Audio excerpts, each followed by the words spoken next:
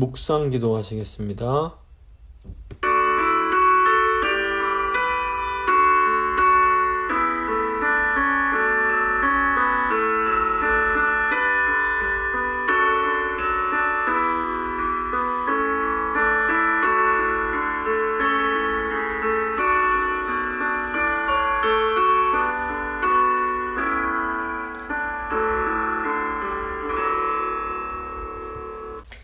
사도신경 고백합니다. 나는 전능하신 아버지 하나님, 천지의 창조주를 믿습니다. 나는 그의 유일하신 아들 우리 주 예수 그리스도를 믿습니다.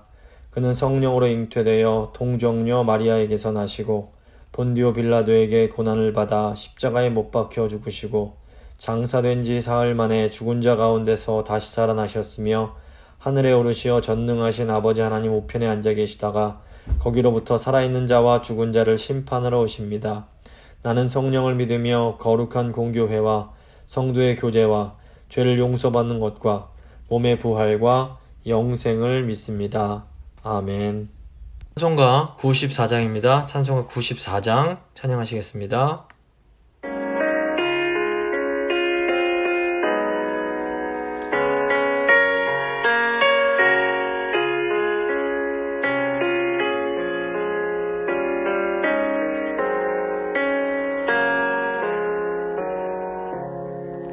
주 예수보다도 귀한 것은 없네. 이 세상 구비와 바꿀 수 없네. 영죽은 내 대신 돌아가신 그 놀라운 사랑 잊지 못해. 세상 즐거움 다 버리고 세상 자랑 다 버렸네. 주 예수보다도 귀한 것은 없네. 예수밖에는 없네. 주 예수보다도 귀한 것은 없네.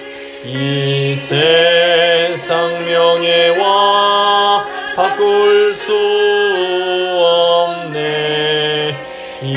이전에 즐기던 세상 일도 주 사랑하는 마음 뺏지 못해. 세상 즐거움 다 버리고 세상 자랑 다 버렸네. 주 예수보다도 귀한 것은 없네. 예수밖에는 없네. 주 예수보다도 귀한 것은 없네. 이 세상 행복과 바꿀 수 없네. 유혹과 핍박이 몰려와도 주 섬기는 내 맘 변치 않아. 세상 즐거움 다 버리고 세상 자랑 다 없네. 주 예수보다도 귀한 것은 없네. 밖에는 없네.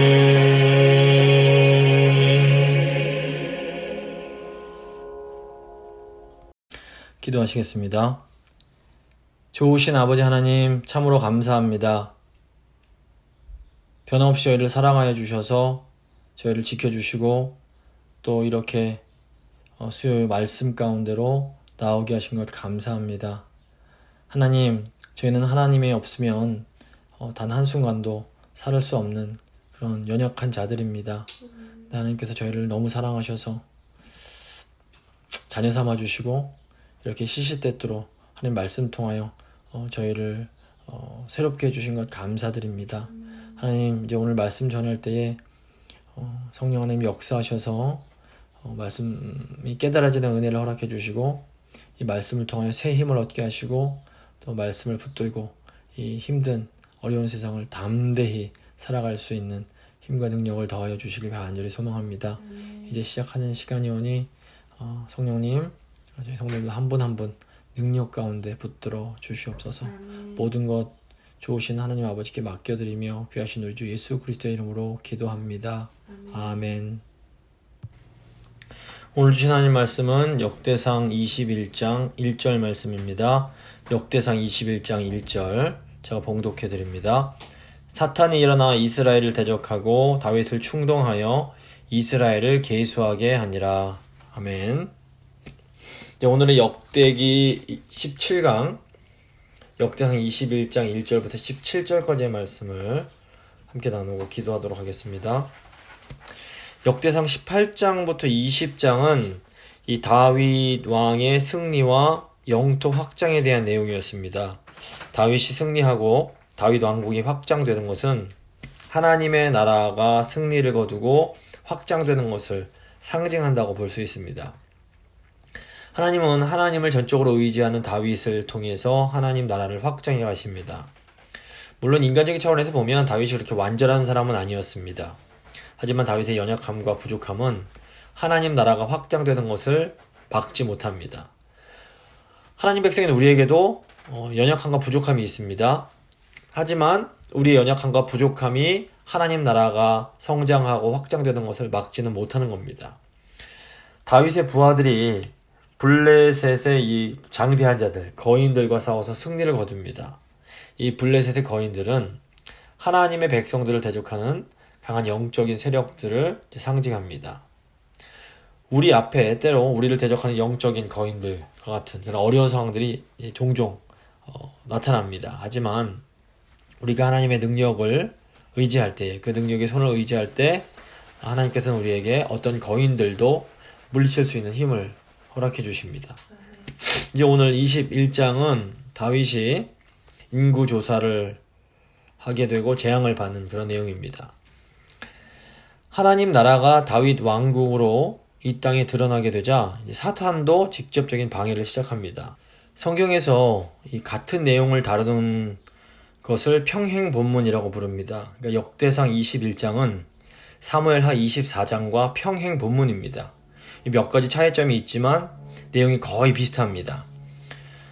다윗이 인구조사를 지시를 하고 인구조사 이후에 하나님의 심판이 갓 선지자를 통해서 전달이 됩니다. 이제 하나님의 세 가지 심판 중에서 다윗은 하나를 선택해야 됩니다. 그런데 하나님의 심판이 진행되던 도중에 중단이 됩니다. 이것은 하나님께서 다윗에게 긍휼을 베푸셨기 때문입니다. 다윗이 오르난 타작 마당을 위해서 금 600세겔을 주고 그 땅을 사서 단을 쌓아 번제를 드릴 때 하나님께서 불로써 응답하시면서 결국에는 이제 그 자리가 예루살렘 성전이 지어지는 그런 자리가 된다는 내용입니다. 오늘 이제 특별히 1절부터 7절 보시면 다윗이 이제 인구조사를 지시하는 내용이 나옵니다. 1절입니다. 사탄이 일어나 이스라엘을 대적하고 다윗을 충동하여 이스라엘을 계수하게 하니라. 역대상 21장에는 이스라엘의 대적자요 다윗의 대적자인 사탄이 나오게 됩니다. 근데 이제 21장과 평행본문인 사무엘하 24장에는 사탄이란 말이 나오지 않습니다. 사무엘서는 사탄이 아니라 여호와께서 다윗을 격동시키셨다 이렇게 나옵니다. 사무엘하 24장 1절을 보시면 여호와께서 다시 이스라엘을 향하여 진노하사 그들을 치시려고 다윗을 격동시키사 가서 이스라엘과 유다의 인구를 조사하라 하신지라. 사무엘서는 이 세상에서 일어나는 모든 일들이 결국 하나님의 주권 하에서 일어난다는 것을 강조한다고 볼 수 있습니다. 반면 역대기서는 하나님의 주권 하에서 하나님의 백성들을 향한 어떤 약한 영적 세력의 공격이 있다는 것도 또 이렇게 얘기를 합니다. 그러니까 이 세상에서 일어나는 모든 일들은 궁극적으로는 전능하신 창조주 하나님의 주권과 섭리 하에서 일어납니다.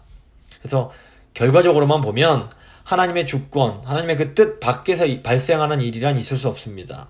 하지만 이 인간적인 차원에서만 보면 사탄과 같은 영적인 영들의 공격도 있고 또 인간의 죄와 연약함으로 인한 죄악들이 분명히 존재하는 겁니다.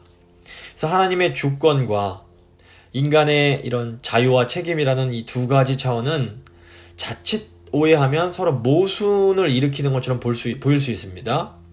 하지만 이 두 가지 차원은 말 그대로 전혀 다른 차원입니다.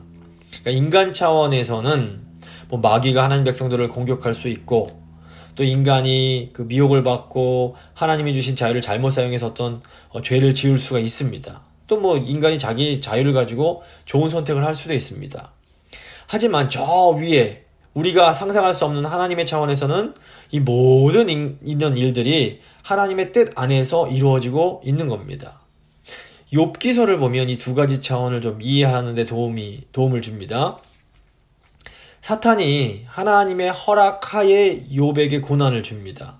그러니까 사탄은 절대로 하나님과 대등한 존재라거나 하나님과 능력이 같은 그런 존재가 아닙니다. 사탄은 하나님의 허락 없이 자기 마음대로 활동할 수 있는 그런 존재가 아닌 겁니다. 근데 왜 하나님께서 사탄의 활동을 허용하시는지 그 이유를 저희가 지금은 다 알 수 없습니다. 하지만 한 가지 분명한 것은 하나님께서는 결국 모든 것이 합력해서 하나님의 선한 뜻을 이루게 만드신다는 겁니다. 그래서 하나님의 이 전능하시고 선하심을 확신하는 것이 참 중요합니다.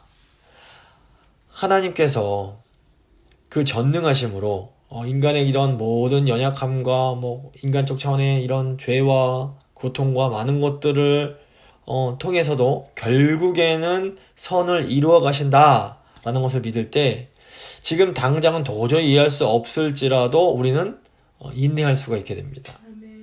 결국에는 하나님께서 모든 것을 합력하여 선을 이루게 하실 것입니다. 그렇기 때문에 우리는 낙심하지 말고 계속해서 신실하게 하나님만 의지하며 앞으로 나아가야 되는 겁니다. 2절 보시면 다윗이 요압과 백성의 지도자들에게 이르되 너희는 가서 브엘사바에서부터 단까지 이스라엘을 계수하고 돌아와 내게 보고하여 그 수요를 알게 하라 하니 사탄의 충동질로 인해서 다윗은 요압과 백성의 지도자들에게 브엘사바에서 단까지 인구조사를 해라 이렇게 명령을 합니다. 이 브엘사바에서 단까지라는 말은 우리나라 표현으로 하자면 할라에서 백두까지라는 말과 거의 비슷합니다. 그러니까 이스라엘 왕국의 가장 남쪽에 있는 브엘사바부터 저 북쪽에 있는 단까지, 즉 이스라엘 전체를 계수하라는 겁니다. 그러니까 역대기에서 다루는 다윗의 유일한 죄가 바로 이 인구조사를 시키는 겁니다. 역대기는 다윗을 이상적인 왕으로 제시하면서 다윗의 그런 작은 죄들을 거의 기록하지 않습니다. 그럼에도 이 다윗의 인구조사라는 죄를 지금 기록하고 있는 것은 이 죄로 인하여, 이 사건으로 인해서 성전의 장소, 즉 예루살렘 성전의 장소가 결정되는 그런 계기가 되기 때문입니다. 근데 인구조사를 하는 것 자체가 왜 잘못인지는 좀 분명치가 않습니다. 출애굽기를 보시면 하나님의 율법이 때로 인구조사를, 그러니까 백성을 계수할 것을 명령하기도 합니다. 민수기라는 사실 책 자체가 그 백성들의 수를 센다라는 이런 인구조사를 의미합니다. 또 역대상 앞부분에 나오는 족보를 봐도 인구조사를 하지 않으면 그런 명수를 알 수가 없습니다. 아마도 지금 이 다윗의 인구조사가 죄가 된 것은 이 인구조사가 순전하게 군사적인 목적 때문이었기 때문일 겁니다. 그러니까 역대기를 보면 이스라엘의 진정한 안전은 군대의 그 크고 작은 그 규모가 아니라 하나님을 전적으로 신뢰하는 것에 달려 있다라는 것을 매우 강조합니다. 그렇기 때문에 어떤 인간적인 방법으로 어떤 그런 자기의 힘을 재보자 하는 이런 것이 이제 죄가 되었던 것 같습니다. 3절을 보시면 요압이 아뢰되 여호와께서 그 백성을 지금보다 100배나 더하시기를 원하나이다. 내 주 왕이여, 이 백성이 다 주의 종이 아니니까 내 주께서 어찌하여 이 일을 명령하시나이까? 어찌하여 이스라엘이 범죄하게 하시나이까 하나. 요압은 다윗의 인구조사 명령이 하나님의 뜻에 맞지 않다는 것을 알고 다윗을 말립니다. 요압이 다윗에게 내 주 왕이여, 이 백성이 다 주의 종 아닙니까? 하고 말하면서 왜 하나님께 죄를 지으려고 하십니까? 이렇게 묻습니다. 이제 사무엘서를 보시면 기억하시겠지만 요압은 결코 그렇게 훌륭한 인물은 아니었습니다. 다윗 말년에 요압은 다윗의 큰 골칫거리로 묘사가 됩니다. 그런데 지금 이 순간에는 요압이 옳게 행동하는 것처럼 보입니다. 4절, 5절입니다. 왕의 명령이 요압을 재촉한지라 드디어 요압이 떠나 이스라엘 땅에 두루 다닌 후에 예루살렘으로 돌아와 요압이 백성의 수요를 다윗에게 보고하니 이스라엘 중에 칼을 뺄 만한 자가 110만 명이요 유다 중에 칼을 뺄 만한 자가 47만 명이라. 요압은 온 이스라엘에 두루 다니면서 인구조사를 마치고 예루살렘으로 돌아와서 보고를 합니다. 인구조사 결과 꽤나 많은 인구의 수가 보고가 됩니다. 여기서 이제 칼을 뽑을 만한 이런 표현을 보면 다윗이 전쟁을 계획하고 있었다는 것을 짐작할 수 있습니다. 다윗이 군사력을 확인한 후에 이제 자기 힘으로 왕국의 영토를 더 확대하려고 했던 것처럼 보입니다. 다윗은 분명 하나님을 의지하는 왕이었고 하나님의 나라를 확정하기 원하는 선한 왕이었습니다. 하지만 이런 다윗도 때로 인간적인 욕심 때문에 잘못을 저지릅니다. 분명히 하나님을 위한 일인데 그 하나님의 일을 인간적인 욕심, 인간적인 방법으로 해내려고 하는 겁니다. 근데 하나님께서 이런 일을 악한 것으로 보십니다. 하나님을 정말로 사랑하는 사람들이 조심해야 할 부분이 바로 이 부분입니다. 분명히 하나님을 위한 일이라도 이것을 인간적인 욕심으로 해내려고 하면 그것은 하나님 보실 때는 악한 것으로 여겨질 수 있습니다. 마태복음 16장 보시면 예수님께서 이제 제자들에게 고난당하시고 죽임당하시고 부활하실 것을 가르쳐 주십니다. 이때 수제자 베드로가 예수님을 붙들고 주님 안 됩니다. 절대로 이런 일이 일어나면 안 됩니다. 라고 예수님께 대듭니다. 그때 예수님께서 베드로를 향해서 사탄아 내 뒤로 물러가라. 너는 나에게 걸림돌이다. 너는 하나님의 일을 생각하지 않고 사람의 일만 생각하는구나. 이렇게 말씀하십니다. 그러니까 베드로 입장에서는 사랑하는 스승이신 예수님이 고난받으시고 돌아가신다는 것을 듣자 이걸 말려야겠다는 생각이 든 겁니다. 이 베드로의 마음 자체는 이해하지만 그런데 결과적으로 보면 이 베드로의 마음과 행동은 인간적인 욕심을 앞세우는 행동이었고 사단에게 미혹받은 행동이었고 하나님 보실 때 악한 행동이었던 겁니다. 저희도 이런 실수를 할 수 있다는 것을 좀 기억할 필요가 있습니다. 6절 보시면 요압이 왕의 명령을 마땅치 않게 여겨 레위와 베냐민 사람은 계수하지 아니하였더라. 요압은 왕의 명령을 마땅치 않게 여기면서 레위와 베냐민 사람들을 인구 조사에서 빼버립니다. 요압이 레위 지파와 베냐민 지파를 배제한 이유가 분명치는 않습니다. 하지만 그 이유가 무엇이었든지 간에 요압은 다윗의 명령에 온전하게 순종하지는 않았던 겁니다. 그러니까 다윗 왕이 하나님 뜻에 반대되는 명령을 내릴 때에 그것을 말리면서 왕의 명령에 은근히 불순종하는 이 요압을 어떻게 보아야 될까요? 요압이 다윗 왕이 하나님 뜻에 반대되는 것을 명령할 때 그것을 말린 것은 분명히 바른 일이었습니다. 하지만 요압이 또 자기 마음에 들지 않는다고 왕의 명령에 자기 마음대로 불순종한 것은 또 잘못된 일이었습니다. 그러니까 이처럼 요압에게는 옳은 모습과 옳지 못한 모습이 다 뒤섞여 있는 겁니다. 요압은 선과 악 그리고 아름다움과 추함을 모두 함께 가지고 이 땅을 살아가는 이 세상의 그 신자의 모습을 대표한다고 볼 수 있습니다. 우리들은 어떤 사람을 판단할 때에 저 사람 좋은 사람, 저 사람 나쁜 사람 이렇게 딱 반으로 나눠서 쉽게 단순하게 깔끔하게 평가하고 싶어 합니다. 근데 문제는 우리의 평가 기준이라는 것이 너무 주관적인 때가 많다는 겁니다. 내 마음에 들면 좋은 사람이 되는 것이고 내 마음에 들지 않으면 나쁜 사람이 되는 겁니다.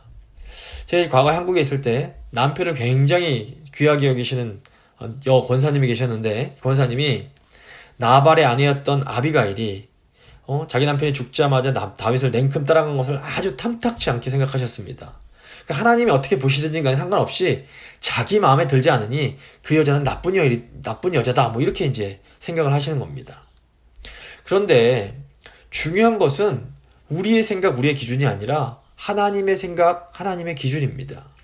내 마음에 들지 않아도 하나님 보실 때는 인정받는 좋은 사람일 수 있고 내 마음에 아무리 들어도 하나님 보시기에는 악하고 나쁜 사람일 수 있는 겁니다. 그리고 사실상 실제로는 모든 사람에게 이 선함과 악함이라는 것이 뒤섞여 있을 때가 굉장히 많습니다. 그렇기 때문에 우리도 어떤 사람을 함부로 판단하지 않도록 정말 조심할 필요가 있습니다. 그래서 바울 서신 보시면 사도 바울이 함부로 정죄하지 말아라, 함부로 판단하지 말아라, 이것을 매우 강조하는 것을 볼 수 있습니다.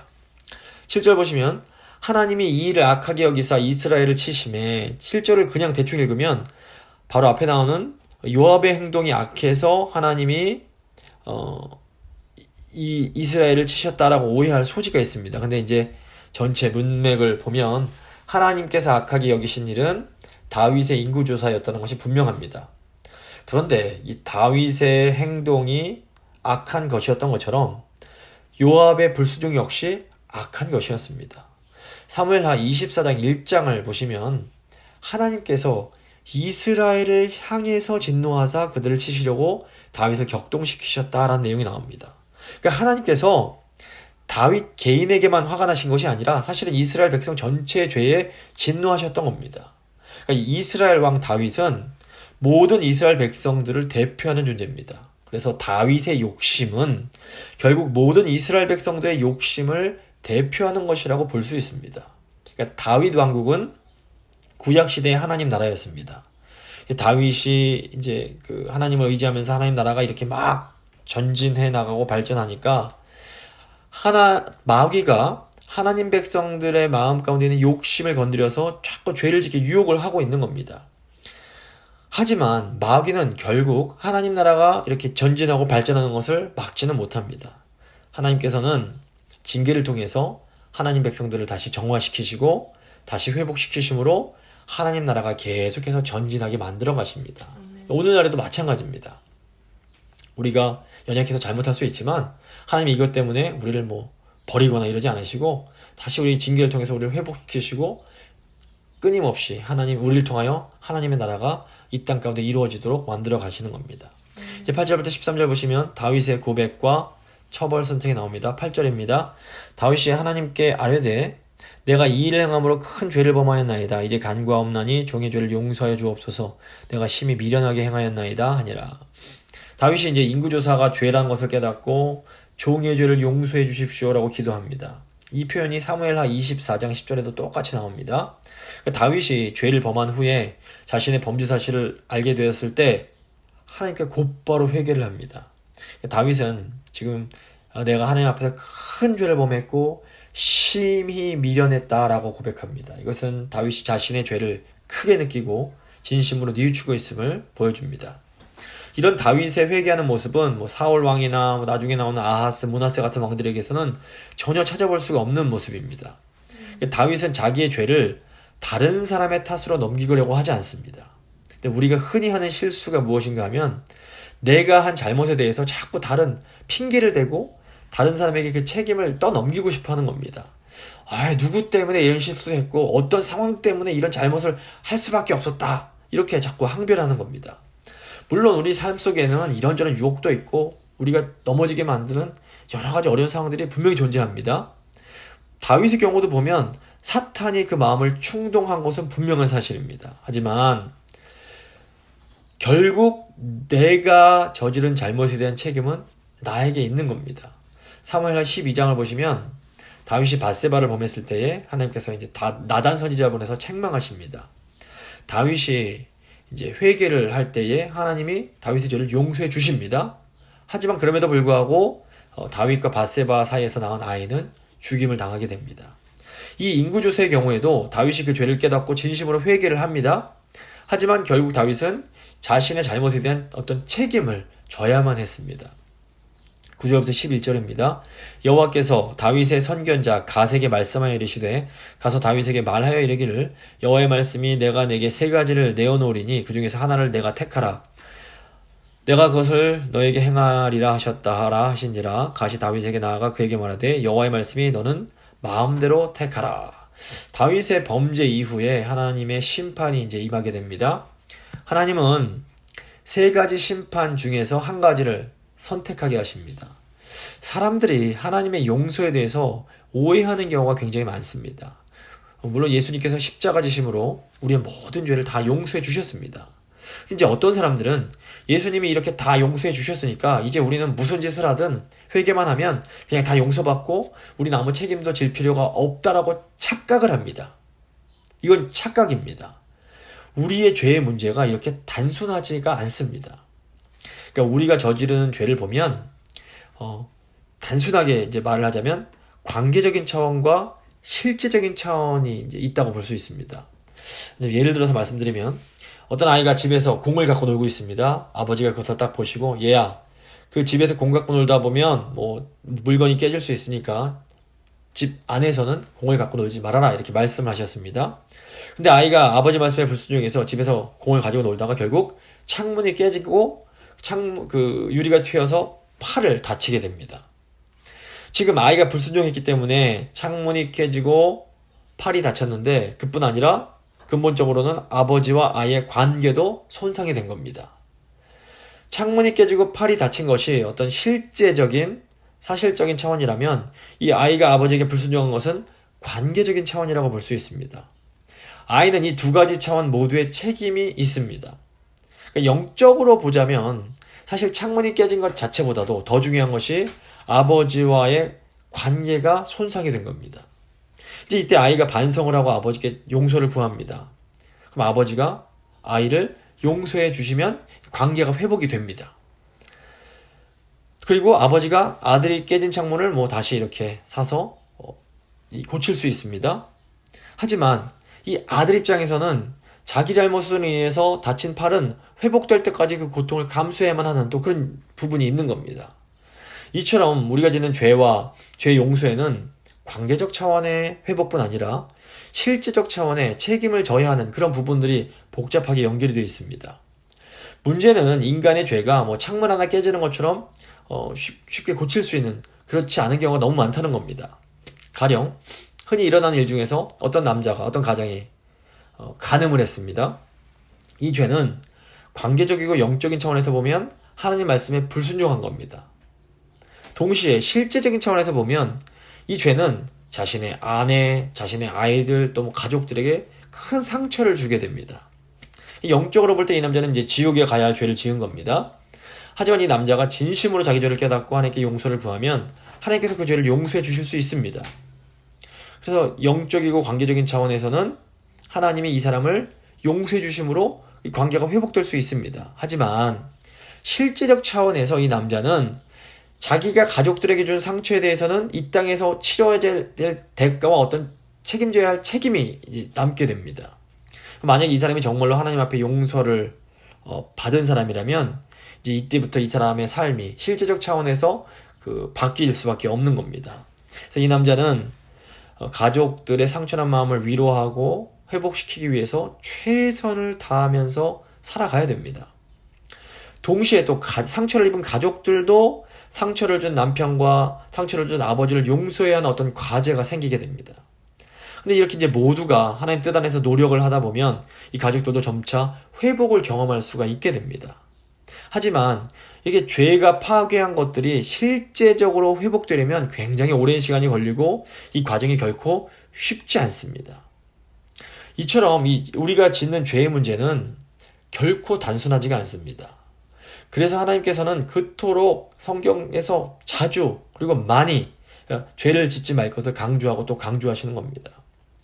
근데 문제는 그럼에도 타락한 인간은 죄를 지을 수밖에 없다라는 사실입니다.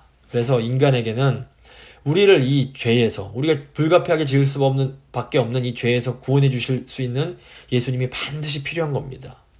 기억할 것은 예수님을 통해서 하나님의 용서를 받은 사람은 변화된 삶을 살아갈 수 있다라는 겁니다. 하나님의 은혜는 우리가 이 땅에서 변화된 삶을 살 수 있는 힘의 근원이 됩니다. 이것이 하나님의 이제 주시는 생명을 받은 사람들의 정말 누리는 특권입니다. 죄에서 자유로울 수 있는 사람은 아무도 없습니다. 하지만 하나님의 은혜를 경험한 사람은 성령의 능력으로 죄가 파괴한 그런 것들을 회복하는 그런 은혜의 삶을 살아갈 수 있게 됩니다. 바로 이것이 믿음으로 구원받은 성도들이 누려야 할 이 땅에서의 복이라고 할 수 있습니다. 12절 보시면 혹 3년 기근이든지 혹 내가 석 달을 적군에게 패하여 적군의 칼에 쫓길 일이든지 혹 여호와의 칼 곧 전염병이 사흘 동안 이 땅에 유행하며 여호와의 천사가 이스라엘 온 지경을 멸할 일이든지 라고 하셨나니 내가 무슨 말로 나를 보내신 이에게 대답할지를 결정하소서 하니. 그러니까 전쟁을 위해서 인구조사를 하는 죄를 지은 다윗도 실제적 차원에서 치러야 될 대가가 이제 있었던 겁니다. 하나님께서 제시하신 세 가지 심판은 3년 기근, 석 달을 대적에게 패해서 대적의 칼에 쫓겨다니는 것, 그 다음에 3일 동안의 전염병 이거였습니다. 13절 보시면 다윗이 가세게 이르되 내가 공경에 빠졌도다. 여호와께서는 긍휼이 심히 크시니 내가 그의 손에 빠지고 사람의 손에 빠지지 아니하기를 원하나이다 하는지라. 다윗은 심히 괴로워하면서 3일 동안의 전염병 심판을 선택을 합니다. 다윗은 인간의 대적자들에게 심판받는 것보다 그들을 통해서 심판받는 것보다 하나님이 직접 심판을 받는 것이 더 낫다고 생각했던 것 같습니다. 이때 이제 다윗이 여호와께서는 긍휼이 심히 크시니 라는 고백을 합니다. 다윗은 자신이 죄를 지었기에 어떤 징계를 받아야 함을 분명히 알고 있었습니다. 하지만 그 가운데서도 다윗은 하나님이 좋으신 분이라는 걸 믿고 있었던 겁니다. 이게 중요합니다.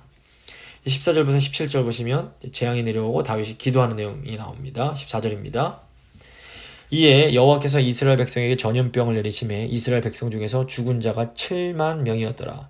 이 한글 번역만 보면 전염병으로 인해서 죽은 자가 이미 7만 명처럼 보입니다. 하지만 이제 히브리어 본문을 보면 전염병으로 곧바로 죽었다기보다는 이 전염병이라는 죽음의 고통으로 이렇게 죽어가는 중에 있는 사람이 7만 명이었다라고도 이제 해석할 수 있는 그런 여지가 있습니다. 그래서 어쨌거나 다윗 한 명의 잘못으로 인해서 이렇게 많은 사람이 고통을 당하는 것은 이거 좀 너무 심한 것 아닌가 이런 생각이 또 이제 들 수가 있습니다. 그래서 학자들이 그에 대해서 고민을 많이 합니다. 그런데 제가 아까도 말씀드렸지만 이 다윗은 좀 대표적인 의미가 있습니다. 백성들의 고통에는 그래서 두 가지 차원이 존재합니다. 하나는 다윗의 생각과 다윗의 판단이 모든 이스라엘 백성들의 생각을 대표하는 그런 차원이 있다는 겁니다.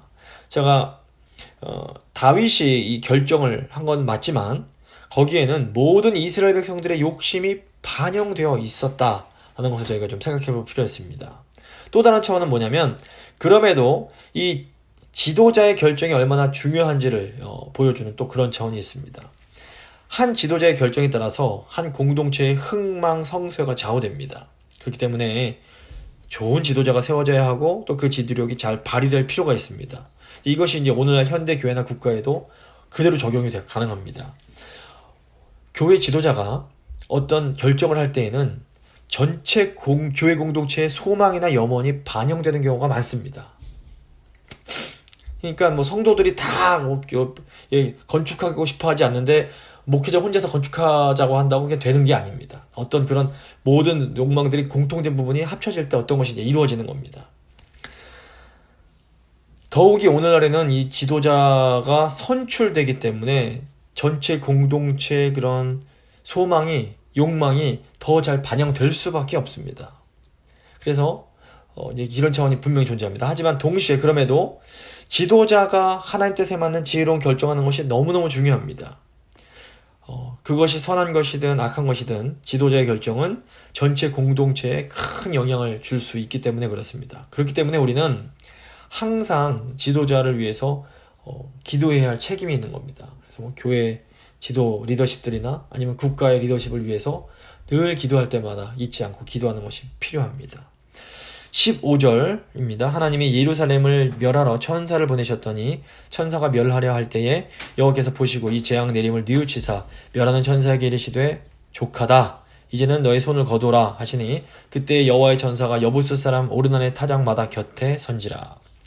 하나님께서 보내신 천사가 이제 예루살렘을 치려고 할 때에 하나님이 재앙 내리심을 뉘우치십니다. 이 뉘우치셨다는 표현은 하나님께서 정말 후회하셨다라기보다는 하나님께서 이제 안타까워하시면서 그 마음을 돌리셨다라는 의미로 이해할 수 있습니다.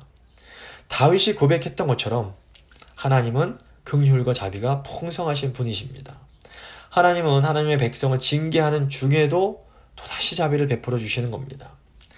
하나님께서 천사에게 이제 족하다, 이제는 너의 손을 거두라 이렇게 말씀하십니다. 근데 이때 여호와의 천사가 여부스 사람 오르난의 타작마당 곁에 서게 됩니다. 이 장소가 나중에 성전이 지어진 장소가 됩니다. 다윗이 눈을 들어보매 여호와의 천사가 천지 사이에 섰고 칼을 빼어 손에 들고 예루살렘 하늘을 향하여 편지라. 다윗이 장로들과 더불어 굵은 베일을 입고 얼굴을 땅에 대고 엎드려. 여호와의 천사가 지금 그 한글 성경 보면 천지 사이에 섰다라고 나옵니다. 그런데 이제 본래 히브리어 본문을 보면 여호와의 천사가 땅과 하늘 사이에 섰다 이렇게 표현되고 있습니다. 이것은 공중을 날고 있음을 암시합니다. 또 칼을 빼어 손에 들고란 표현은 다윗과 예루살렘을 향한 심판이 지금 이제 이루어지고 있음을 이제 보여줍니다. 근데 이때 다윗과 장로들이 베옷을 입고 얼굴을 땅에 대고 엎드려 있습니다. 그러니까 하나님이 우리의 죄를 심판하실 때에 우리의 가장 합당한 반응은 이렇게 회개함으로 납작 하나님 앞에 엎드려지는 겁니다. 우리가 어떤 다른 사람에게 납작 엎드리는 것은 굉장히 자존심 상하는 일일 수 있습니다. 하지만 피조물인 인간이 창조주이시며 심판하시는 하나님 앞에서 납작 엎드리는 것은 굉장히 자연스럽고 너무나 당연한 일인 겁니다. 놀라운 것은 하나님께서 친히 아들을 보내셔서 우리를 하나님의 자녀로 삼아 주신 것입니다. 우리는 절대적인 심판자이신 하나님을 이제 아버지라고 부를 수 있게 되었습니다. 근데 우리가 하나님을 아버지라고 부를 수 있다고 해서 하나님을 함부로 대해도 된다는 것은 절대로 아닌 겁니다. 우리는 하나님을 사랑하면서도 동시에 정말 경외하며 두려워해야 됩니다. 도리어 하나님을 무서워할 줄 아는 사람이야말로 온전히 하나님을 사랑할 수가 있다라고 볼 수 있습니다. 17절을 보시면 하나님께 아뢰되 명령하여 백성을 결수하게 한 자가 내가 아니니까 범죄하고 악을 행한 자는 곧 나이니이다. 이 양떼는 무엇을 행하였나이까? 청하건대 나의 하나님 여호와여 주의 손으로 나와 내 아버지의 집을 치시고 주의 백성에게 재앙을 내리지 마옵소서 하니라. 다윗 왕은 이스라엘 백성들 전체를 대표하는 사람입니다. 그 다윗의 욕심은 곧 이스라엘 백성들 전체의 욕심을 반영한다라고 말씀드렸습니다. 하지만 그럼에도 불구하고 직접적으로 인구조사를 지시한 사람은 바로 다윗이었습니다. 다윗은 이 모든 것이 결국 자신의 잘못임을 고백합니다. 다윗이 백성을 계수하게 한 자가 제가 아닙니까? 이렇게 말을 합니다. 이 다윗의 말은 이 죄에 대한 책임을 져야 하는 사람이 누구인지를 분명히 보여줍니다. 다윗은 모든 것이 다 자신의 잘못이니 나와 내 아버지의 집을 치시고 주의 백성에게 재앙을 내리지 말아달라고 이렇게 기도를 드립니다. 지금 여기서 악을 행한 자는 곧 나입니다 라는 표현이 나오는데 이것을 제가 목자입니다 이렇게 이제 또 히브리어를 보면 해석할 여지가 있습니다. 그래서 성경은 영적인 지도자를 목자에 비유하는 경우가 많습니다. 목자의 바른 태도는 양을 지키기 위해서 자신이 모든 것을 책임을 지는 겁니다. 출애굽한 이스라엘 공동체의 영적 지도자였던 모세는 이스라엘 백성들이 죄를 지을 때마다 하나님 앞에 엎드려져서 하나님 차라리 저를 벌 주시고 이 백성들을 용서해달라고 이렇게 중보하는 것을 볼 수 있습니다. 하나님께서 이스라엘 왕에게 원하시는 모습이 바로 이 모습이었습니다. 하나님은 이스라엘의 왕이 하나님을 대신해서 하나님의 뜻에 따라서 하나님 백성들을 정의와 공의로 잘 다스리시기를 원하셨습니다. 동시에 하나님은 하나님의 백성들이 잘못했을 때에 이스라엘의 왕이 그 백성들을 위해서 자신의 생명을 걸고 중보하는 그런 중보자가 되기를 원하셨던 겁니다. 다윗 왕이 이렇게 중보자의 마음을 가질 때 하나님은 그 마음을 받으시고 바로 그 자리에 죄 용서를 베푸시는 성전을 세워주십니다. 바로 이런 의미에서 우리 예수님의 사역이 너무 귀하고 아름다운 것임을 알 수가 있습니다. 예수님은 우리의 참된 중보자이시면서 동시에 우리의 죄를 용서해 주시는 참된 성전이 되십니다. 참된 목자이신 예수님은 죄인인 우리를 위해서 늘 중보하시며 동시에 자신이 친히 성전이 되셔서 우리에게 죄 용서의 은혜를 베풀어 주시는 겁니다. 그래서 오늘 본문은 이 연약한 인간의 죄를 안 지을 수 없는 이런 인간의 문제를 해결할 수 있는 방법은 참된 중보자이시며 또한 성전이 되시는 예수님을 의지하는 것밖에 없다라는 것을 또 이렇게 보여주고 있습니다. 말씀을 마무리 짓도록 하겠습니다. 세상에서 일어나는 모든 일들은 하나님의 주권 아래에서 일어납니다. 인간적인 차원에서는 사단도 방해를 하고 인간도 연약해서 죄를 짓곤 합니다. 하지만 모든 일은 결국 전능하시고 선하신 하나님의 뜻 안에서 이루어지게 됩니다. 하나님의 주권과 섭리를 믿을 때에 그래서 우리는 어려운 상황에서도 실망하거나 낙심하지 않을 수 있습니다.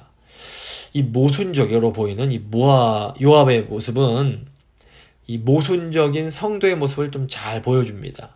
그래서 내 안에는 선함과 악함이 공존하고 또 아름다운 모습과 추한 모습이 공존합니다. 그러므로 우리는 나 자신을 비롯하여 사람들, 가족들이나 교인들이나 또 이 동료들을 함부로 판단하는 것을 굉장히 조심해야 됩니다. 우리가 짓는 죄의 문제가 결코 쉽고 단순한 문제가 아닙니다. 영적이고 관계적인 차원에서 예수님이 우리를 완전히 용서해 주셨지만 그럼에도 불구하고 우리 실제적인 차원에서 우리가 책임져야 할 문제들이 분명히 존재합니다. 근데 감사한 것은 하나님 영적이고 관계적 차원에서 하나님의 용서를 경험한 사람은 하나님의 은혜로 무너지고 깨진 것들을 회복시키는 그런 회복하는 삶을 살아갈 수 있다라는 것입니다.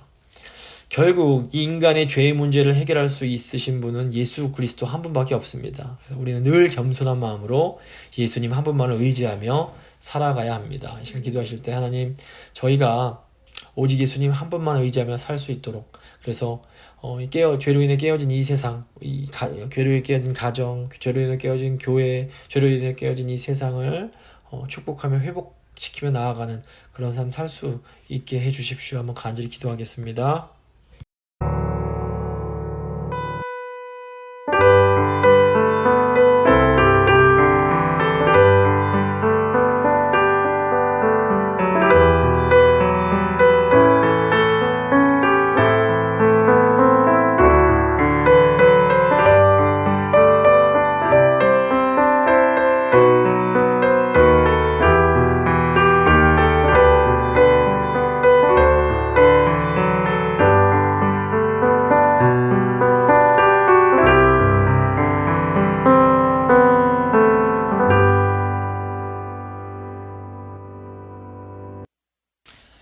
좋으신 하나님 감사합니다.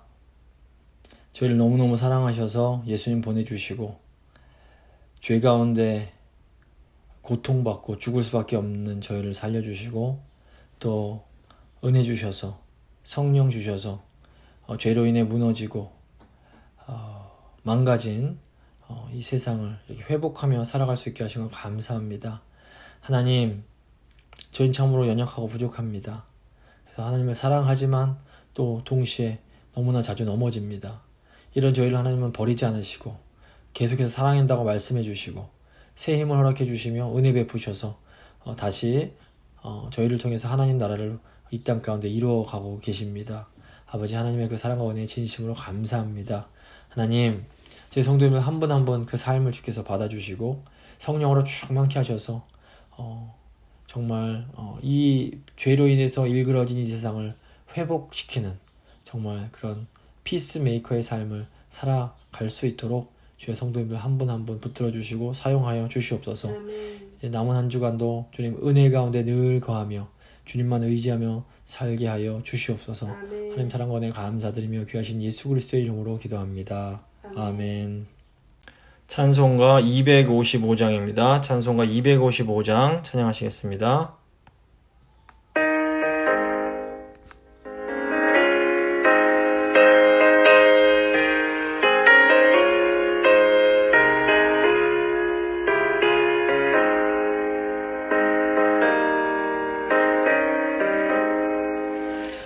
너희의 흉악한 눈과 같이 됐네.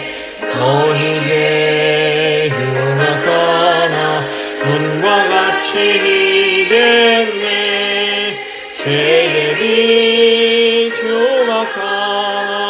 지키게 되리라. 주홍빛 같은 내게 주홍빛 같은 내게 눈과 같이 희겠네. 눈과 같이 희겠네. 악한 죄 벗으라고 주님 너를 부르네. 악한 죄 벗으라고 주님 너를 부르네. 하나님 크신 사랑 할것 없어라. 악한 죄 벗으라고 악한 죄 벗으라고 주님 너를 부르네. 주님 너를 부르네. 너희 죄 사해 주사 기억하니 하시네. 너희 죄 사해 주사 기억하니 하시네. 불쌍한 사람들아 오라 하시네. 너희 죄 사해 주사 너희 죄 사해 주사 기억하니 하시네. 기억하니 하시네. 주님 가르쳐 주신 기도로 예배 마치도록 하겠습니다. 하늘에 계신 우리 아버지, 아버지의 이름을 거룩하게 하시며 아버지의 나라가 오게 하시며 아버지의 뜻이 하늘에서와 같이 땅에서도 이루어지게 하소서. 오늘 우리에게 일용할 양식을 주시고 우리가 우리에게 잘못한 사람을 용서해 준 것 같이 우리 죄를 용서해 주시고 우리를 시험에 빠지지 않게 하시고 악에서 구하소서. 나라와 권능과 영광이 영원히 아버지의 것입니다. 아멘.